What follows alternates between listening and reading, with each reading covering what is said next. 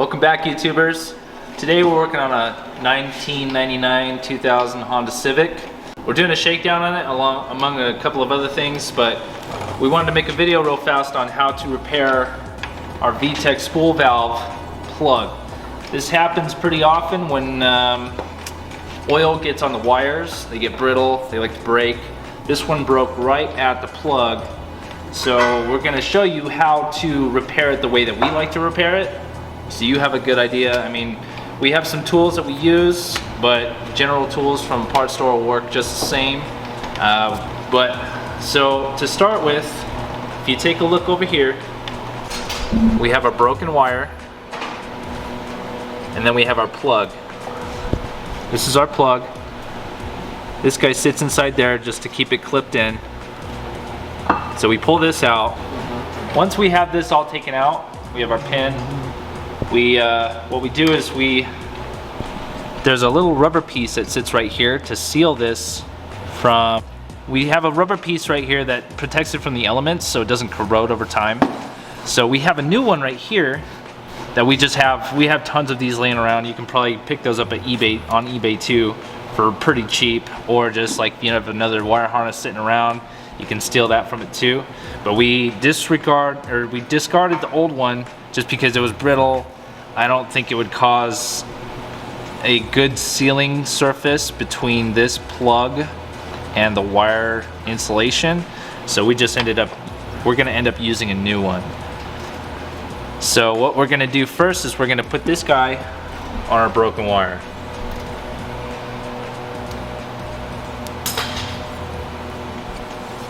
So you slip that on there like that.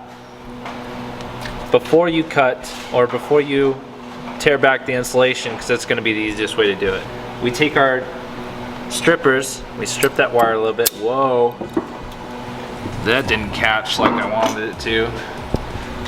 But luckily we have a little bit of room to work with. I think that'll be just fine. So what we're going to do is we're going to put this guy in here. I'm going to twist it around that wire that's still on the plug. For soldering, I like to use a torch. There might be some opinions out there using a torch. This is the fastest way to do it. You can use a soldering iron. Where I like to work at a fast pace, I use a torch.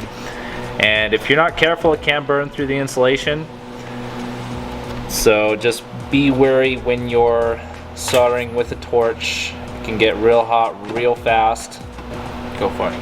So since we tore back a little bit more insulation than we want, but I don't want to take any more off this wire, so we can make sure that we reach comfortably without straining this wire over here. So what I'm going to do after I get all this soldered, heat shrinked, whatever, I'm going to put a piece of heat shrink to butt up against this guy right here. Now we get our torch. We got our rosin core solder. This stuff, I like to use this stuff because it has materials to be able to mate, or to be able to, there's two types of solder that I like to do, or there's two types of solders that you can use. You can use rosin core solder, which has the material to be able to let this solder mate to that wire.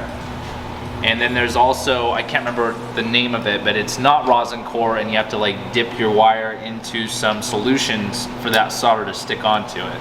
So once we get our pin on there, we heat up the wire nice and hot. This might be a pain too, because if the wires are dirty, usually solder has a hard time sticking to it. Luckily it wasn't too dirty to where we can get a nice solder joint on there. Let it cool down a little bit. After it cools off, what I like to do is I like to tug on the wire a little bit. Make sure it's not gonna break once we put it back on there. And then for this little seal right here, that's what these guys are for, is to hold that seal in place. So what we do is we shove it over that guy right there, maybe. Get on there, clamp it down. So that way it'll stay in place once you go to plug it back in. It's not on there all the way because the solder got on this pin. But I think that's, once we add some dielectric grease, it's gonna seal up real good. So now that we got that done, I'm gonna take a little bit of heat shrink, just a little sliver, and we're gonna put it on there, butt it up against our plug. See if we can get it on there. It's gonna be tight.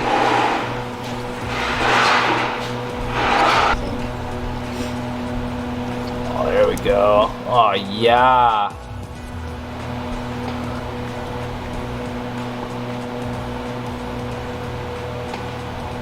Now that we got our heat shrink tube on there, we're gonna heat it up, let it shrink to the size of the wire, and this should seal up real nice.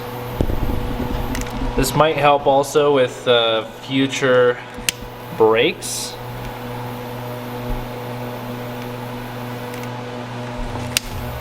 The heat shrink that we like to use is, it has a sealant on the inside of it. So whenever you're working on a wire harness, like in the bay or like exterior to the cab, I like to use these just so they're gonna have a good seal. They're not gonna corrode because that sealant in there expands once you heat it up. So once we got our pin all soldered, we put it back on the plug. We're gonna add a little bit of dielectric grease first before we shove her on there. Actually, I don't think I'll put it in here. Just to guarantee our seal.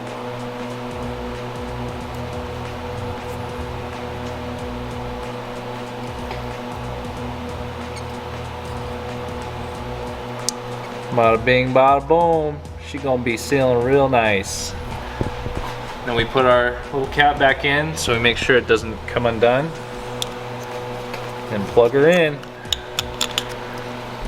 Time to crack them Vtecs. Oh yo. yeah. Vtec, yo. Now we're good to go.